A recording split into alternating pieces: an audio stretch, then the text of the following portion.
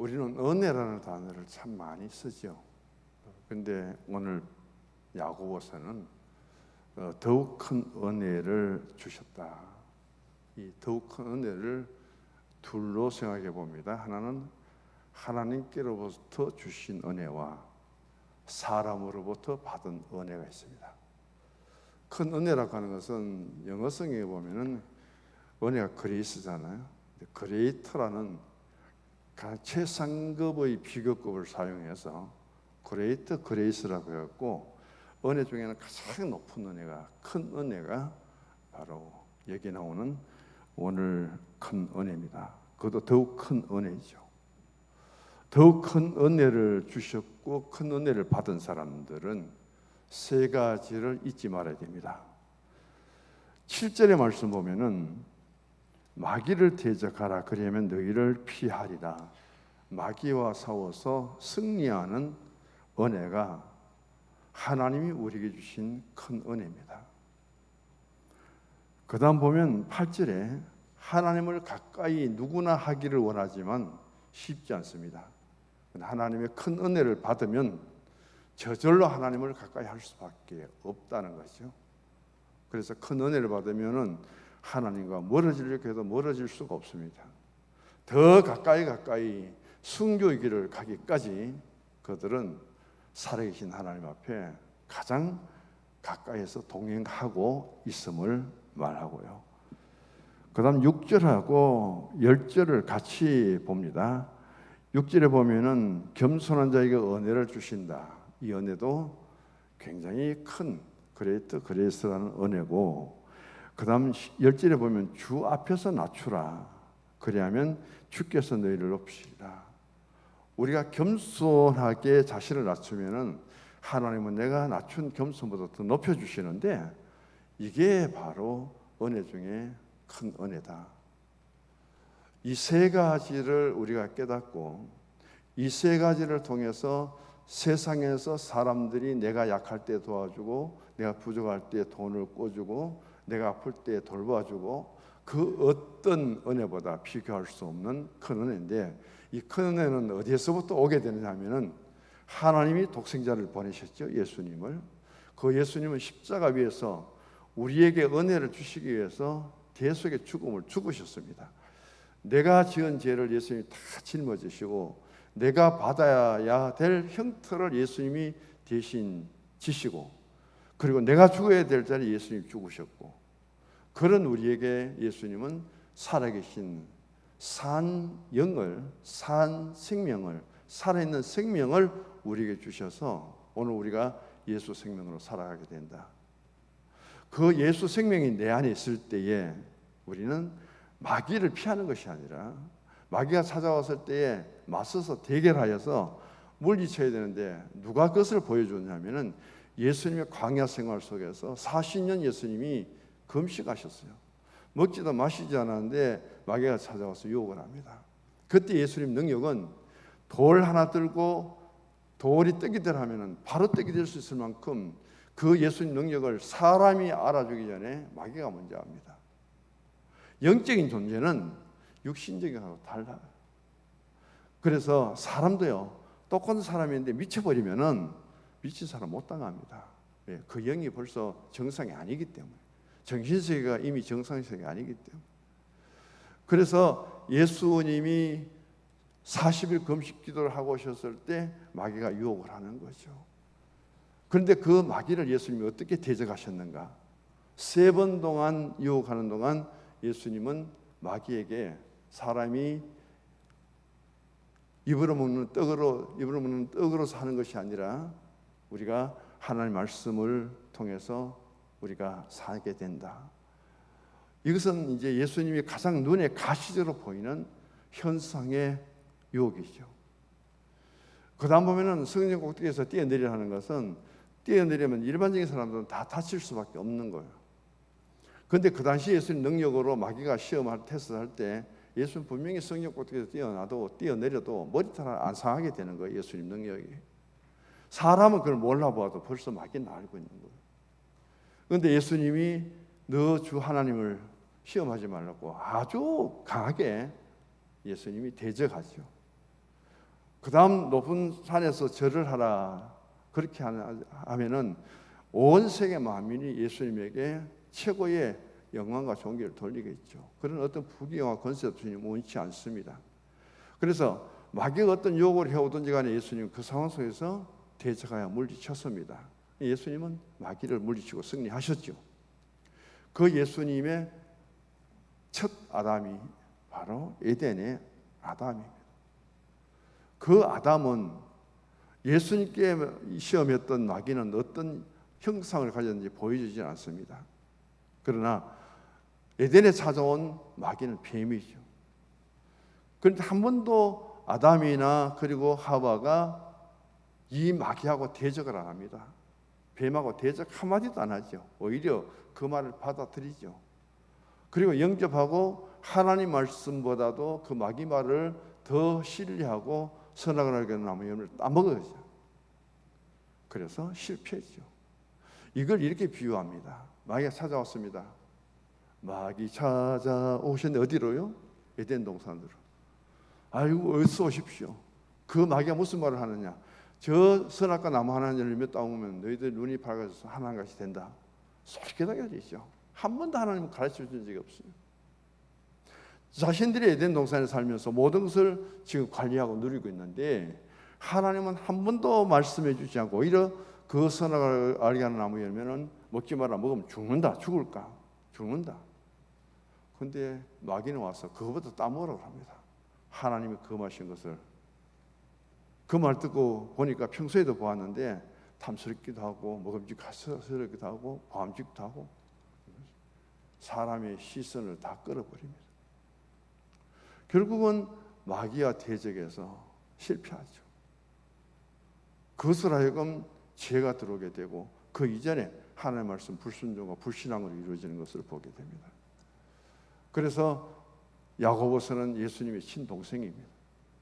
야고보는 말하기를 이 시험에 대해서 굉장히 많은 말을 하고 있죠. 우리는 예수님이 하신 말씀 속에서 하나님이 테스트하고 시험을 하는데 첫 번째 테스트가 있고 그 템프테이션은 유혹이 있고 우리가 일반적으로 보면 대체적으로 이 시험과 유혹을 혼돈해 버립니다. 제가 새벽 기도 때 자세하게 말씀을 드리는데 이 시험과 유혹에 대해서 이 분별만 할 줄 알면은 절대 넘어가지 않겠죠. 그래서 분별 못하는 시험과 분별 못하는 유혹을 합쳐가지고 뭐라 하냐면 트라이얼이라고 합니다. 이것을 통해서 우리가 고난이 오고 이것 통해서 내가 시련을 당하고 이게 우리에게 시험이구나. 이거 참 어렵구나. 눈물 짓고 그러면서도 이게 하나님 주신 테스트인지 이게 하나님 주신 시험인 유혹인지 그걸 분간 못하니까 전부 합쳐가지고는 트라이얼이라고 공경이다, 역경이다, 시련이다, 고통이다. 그러면서 그 아픔 속에 우리는 길을 찾지 못하고 헤맬 때가 너무 방황할 때가 너무 많다는 것이죠. 자, 이게 첫 번째 주신 말씀이고요. 그 다음 보면 하나님을 가까이 하라 이렇게 말씀합니다. 하나님을 가까이 하시면 하나님 가까이 하신다. 우리 장로의 전통으로는 우리가 하나님 가까이 갈 수 없습니다. 왜냐하면 전적인 타락이기 때문에. 우리에게 의지라는 것은 제로입니다. 전적인 타락인데 그런 우리가 멸망의 자리에 있는데 누가 찾아오셨냐면 하나님 찾아오시고 예수님 찾아오신 거예요. 이게 장로의 전통 교리입니다. 그런데 타교단은 또 달라요. 우리가 똑같은 하나님의 말씀을 갖고 있어도 어디에 관점을 두느냐는 게 중요하죠. 수목원에는 풀 가스펠 추치라고 해서 이제 오순절날 성령만 가득 찬 우리 교회다. 메소디스트라고 하는 것은 감리교는 제도적인 교회입니다. 이 땅에 교회를 있지만은 그들은 제도권에 묶여갖고 감리교는 큰 파장이 없잖아요. 왜냐하면 감독되기 때문에. 감독 체제 안에서 명령을 내리면은 밑에 일반 속한 교회와 목사들은 순종합니다. 교회 사올 필요가 별로 없죠. 우리 이장님하고 저 교회에 있다면은 교회 분쟁 요소가 있으면 저를 이장님 교회 보내버리고 이장님을 저희한테 보내버려요. 교체시켜버립니다. 싸우기 전에. 대체적으로 분쟁이 크게 없습니다. 성결이라는 것은 한마디로 굉장히 거룩한 홀리니스죠. 우리는 가장 거룩한 것이다. 성결하다. 중생한다. 그다음 우리는 예수님 앞에 가장 거룩한 교회다. 그런 어떤 이름 하나를 가지고 이제 침례교 어떤 데는 물에 튀져라 물에 담그는 거죠. 그런 걸 통해서 교리를 통해서 교파를 만들어 봐요. 그 교파를 만드니까 거기서 또 따라 나온 게 교단이죠. 근데 우리적으로 보면은 전적 칼빈은 타락이기 때문에 우리가 하나님께 나갈 수 있는 의지는 제로입니다. 그런데 오늘 8절의 말씀 중에 가장 적합한 우리나라 교단을 산다면 감리교회예요. 생활면을 굉장히 강조하죠. 인간의 의지도 있어야 되죠. 여기 8절의 말씀 보시면은 누가 더 능동적으로 해야 되느냐 하면은 바로 내 자신이요. 하나님께 가까이 하라 그러잖아요. 내가 하나님께 나가는 의지를 보이고 가까이 나가면은 하나님이 그걸 보시고 나에게 가까이 오신다는 거예요. 독일의 유명한 신학자입니다. 폴 티라는 사람은 제가 한번 했잖아요. 이게 나고 이게 하나님이라면은 내가 먼저 하나님께 나가야 되죠. 가까이 하면 하나님 가까이 오시고 가까이 오고 가까이 하고. 그래서 한 번 더 가까이 갔는데 여기서 마주치는 거죠. 이게 믿음이라고 합니다. 요 며칠 현장의 믿음이라는 거예요. 내가 하나님께 나가는데 하나님이 가까이 오지 않으면 언제 우리가 하나님께 나가겠습니까? 하나님 우리에게 다가온데도 불구하고 내가 받아들이지 않으면 신앙이란 성립이 안 되는 거예요. 그래서 내가 나가고 하나님 내게 다가오시고 그 마주치는 요 며칠 포인트가 여기서부터 신앙이 시작된다. 그때부터 시작해서 하나님과 나와의 만남 속에 나는 이제 하나님께서 인도하시고 도우시고 함께 하시고 그런 신앙의 길을 가게 되고 하나님 만날 때부터 시작해서 우리의 신앙과 삶은 분리가 아니라 일치라는 거죠. 생활에 대한 거룩함, 생활에 대한 실천 사항을 가장 강조하는 데가 우리나라에서는 감리교죠. 우리는 믿음으로 구원입니다. 믿음으로 구원 얻고 믿음으로 어렵게 됐는데 그럼 성화 어떻게 살아야 되느냐는 것은 굉장히 약해요. 우리 장로가. 거기 지적하면은 또 반발도 많이 생기고요. 그런 어떤 장단점이 교단마다 있음을 우리가 보게 됩니다. 자, 하나님을 가까이 하라. 그리하면 너희를 가까이 하시리라. 그렇게 말씀을 합니다. 여기서 우리는 여러 가지 많은 것을 생각할 수가 있죠. 얼마나 하나님을 가까이 하는 게 뭐냐는 거예요. 하나님을 가까이 하는 것 중에 가장 귀한 것은 예배죠. 구약에서 하나님께 제사를 드리는데 제사 드릴 때 제물 없는 제사를 드린 적은 한 번도 없습니다. 우리가 모두 다 죽어야 되는데 유일하게 살 수 있는 길을 열어놨는데 그게 구약의 5대 제사거든요. 죽어야 되는데 살 수 있는 길을 열어놨는데 가장 큰 그 제사가 속죄제인데 대속죄일인데 그때 처음으로 대제사장이 법궤가 있는 지성소에 들어가잖아요. 양의 피를 잡고 담아갖고 그리고 법궤 뚜껑이 속죄소인데 거기에 양의 피를 다 붓고 발라버립니다. 왜냐하면 그 속에 뭐가 있어요? 세 가지 만나, 그 다음 돌비, 그리고 알을 상한 지팡이 있죠. 그런데 이 세 가지 사건과 연관시켜 보시기 바랍니다. 만나를 내리실 때 그리고 만나가 마지막 광야 끝날 때 이스라엘 백성들이 반응을 한번 보시면요, 감사 없고 기도 없습니다. 불평 원망으로 끝나죠. 처음 주니까 육신적으로 먹어보니까 너무 달고 맛있습니다. 꿀 바른 꿀 섞인 과자처럼 그렇게 맛있게 먹었는데 나중에는 입에서 냄새 난다 그러죠. 그리고 돌비를 바꾸는 금송아지 사건을 통해서 금송아지가 우리의 하나님이라고 했죠. 아론의 사는 집을 통해서 고라 일당이 반역을 일으키죠. 우리 속에 똑같습니다. 기도와 감사와 찬송보다는 불평 원망이 우리인데 참 많이 있을 수 있고요. 하나님을 섬기면서도 세상에 여러 가지로 우리가 눈을 돌리고 이방 우상 그런데 물질에 빠질 때가 많고 우리도 시기 질투가 얼마나 많습니까? 탐욕도 많고 소유욕도 많고 그런 인간의 모습을 예수의 피로 다 씻어버린다고 하죠. 법궤 속에 그것을 시띠나무 가시나무로 만들고 금칠을 해서 그 뚜껑 열면 속에 다 들어 보이는데 그 뚜껑을 덮은 건 속죄소인데 그 위에 양의 피를 다 쏟아부어 갖고 안 보이도록 하는 거예요. 그래서 피를 통해서 가리워 주시는 거죠. 그리고는 아사셀 양을 선정해서 가장 흠없고 순전한 양을 염소를 끌어다가 대제사장이 그 양인데 인간의 죄를 다 쏟아붓습니다. 온 이스라엘 백성들이 1년 동안 지은 죄를 양 한 마리가 다 덮어써야 되는 거예요. 그리고는 광야에 보내서 그 양은 죽고 돌아오지 못하죠. 그래서 우리가 죄 용서받았다고 하나님께 1년 동안 기간 속에 우리가 정결함을 입었다, 용서를 받았다, 반복적인 것을 계속해야 되는 거죠. 그런데 오늘 우리는 예수님의 피로 하여금 다 정결하게 씻었다. 그러니까 보혈의 피라고 하죠. 또 성령의 불은 굉장히 뜨겁잖아요.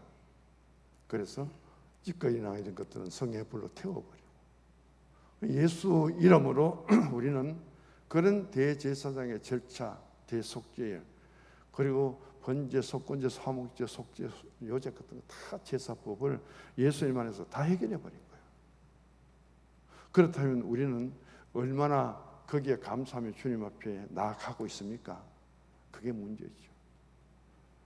하나님은 우리를 스스로 하나님께 다가오도록, 찾아오도록 원하십니다. 물론 찾아오셨지만 현재 교회로서는 우리가 탕자 비유를 보게 됩니다. 아들이 나갔습니다. 아버지는 집에서 기다리지 아들을 찾아가지 않습니다. 왜냐하면 그 아들이 스스로 회개하고 뉘우치고 돌아오기요. 그게 오늘의 주님이 이런 양을 잡고 돌아오기를 기다리고 마음은 열고 그렇게 오늘도 기다리는 주님의 모습을 우리에게 묘사하고 있고, 우리는 그 아버지 집을 떠난 아들이 돌아오도록 하는 것이 우리의 복음이고 전도입니다. 한번 보세요. 큰아들도 꼼짝도 안 합니다. 자기 일만 하고 있어요. 아버지도 아들이 돌아올 것을 알고 늘 문 앞에서 기다리지 밖에 찾아 나서지는 않습니다. 그러다 보니까 거기에 적용하니까 전도운동이 또 약해질 수밖에 없죠. 여러 가지 이해하기 나름이고 그것을 또 우리가 설명하기 나름입니다. 이런 가운데 하나님을 가까이 할 수 있는 것이 뭐냐 하면은 우리가 오늘 말씀입니다. 우리는 주의 이름을 많이 불러야 된다. 그래서 성경도 말씀합니다. 길 천자에 우리는 올릴 속자인데 찬송만큼 높이 올라가는 게 없습니다. 물론 기도도 올라가죠. 하나님께 가장 영광될 수 있는 것은 뭐냐면 찬송이에요. 주의 은혜를, 주의 복을, 주님의 사랑을 우리가 기리는데 그게 찬송만큼 높이 올라갈 데가 없다는 겁니다. 그래서 기ril성 찬송은 가장 높고 위대하신 하나님을 기리고 우리가 그 신앙을 노래로서 하나님께 올려드리는 거거든요. 그래서 오늘 우리는 하나님께 가까이 한다는 것은 주의 이름을 부르고 찬송을 많이 부르는 것도 하나님 가까이 나갈 수 있는 길이고, 또 하나는 하나님이 우리에게 소망을 주셨습니다. 그 소망은 이 땅에서 이루어지는 것이 아니라 만약 영적인 소망은 하나님 나라에 이루어지죠. 그럼 어디까지 하나님을 가까이 해야 되느냐? 죽을 때까지. 가장 죽을 때 하나님을 가까이 해야 됩니다. 그런 신앙을 우리가 가지고 이 땅에서도 주와 동행하는 삶을 살지만은 내게 죽음이 임박할 때 나는 하나님과 함께 가장 가까이에서 누구도 하늘나라로 따라갈 수 없습니다. 누가 사랑하는 사람이 떠나도 그러나 그 영을 데리고 천국으로 올라가고 동행할 수 있는 분은 주님밖에 없죠. 또 하나는 하나님 가까이 하다 보면은 많이 닮아요. 처음에 우리가 만나서 결혼하면은 안 맞을 때 많잖아요. 20년, 30년 살다 보면 다 닮는다고 하죠. 얼굴도 닮는다고 하지만 가장 많이 닮는 게 성품이래요. 성격을 맞춘답니다. 그래서 하나님을 40년, 30년 믿었다면 하나님의 성품이 뭐예요? 신앙 인격이거든요. 그래서 내가 원하는 한 가지, 주님을 우리가 닮기 원하고, 내 모든 소원, 기도의 제목은 예수 닮기를 원하고, 그래서 닮는다는 것은 배운다는 것도 있고요. 또 닮는다는 것은 굉장히 남들이 볼 때에 좋은 긍정적인 모습이에요. 참 닮았습니다 하면 좋죠.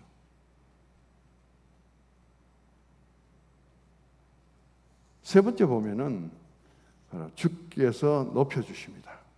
높임을 받기 위해서 우리가 가져야 될 신앙은 첫 번째 6절에 보면은 겸손한 자에게 은혜를 주시는데, 이 겸손한 자에게 주는 은혜도 큰 은혜입니다. 비교가 되는 거예요. 그리스도라는 그 비교급을 써서 은혜 중에서 최고의 은혜인데, 하나님은 최고 은혜를 우리에게 주시는데, 그 은혜를 받은 사람의 첫 번째 신앙의 자세는 겸손이라. 그 겸손이 어디까지 연결되어야 되냐면 10절에 주님 앞에서 한없이 낮아져야 된다. 우리 어떤 시상식에 가보면은 시상하는 사람이 그 다음 상을 받는 사람보다 아래 서는 경우는 없잖아요. 원래 단상이라는 것은 더 높아야 됩니다. 시상하는 사람이 상을 받는 사람보다 한 단계 높이 있어야 돼요. 그러나 같이 설 수는 있겠죠. 그러나 상을 받는 사람이 시상을 하는 사람보다 더 높이 나가면은 지금까지 없습니다. 그래서 우리가 하나님이 가장 높으시다면은 겸손한 신앙을, 은혜를 받은 사람들은 무조건 하나님 앞에 낮아집니다. 하나님보다 높아질 수가 없는 거예요.